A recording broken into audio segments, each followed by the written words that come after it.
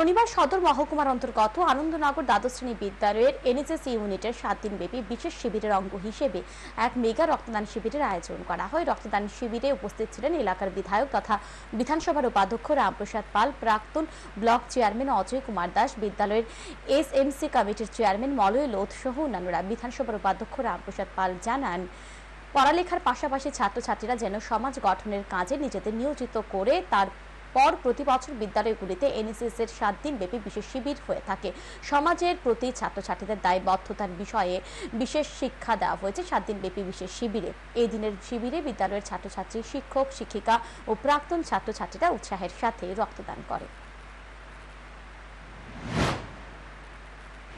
আমাদের চারিত্রিকভাবে নিজেদেরকে তৈরি করে সেটা যেন আমরা দেশের স্বার্থে, সমাজের স্বার্থে যাতে আমরা নিয়োজিত হতে পারি, সেই শিক্ষাদান দেওয়ার জন্যই এনএসএস ক্যাম্প এবং তাদেরকে সেইভাবে সমাজের প্রতি যে তাদের যে দায়বদ্ধতা আছে, সমাজের প্রতি যে তাদের কিছু করণীয় আছে, সেইভাবেই আমরা তাদেরকে এই 7 দিনব্যাপী ক্যাম্পে শিক্ষা দিয়ে থাকি।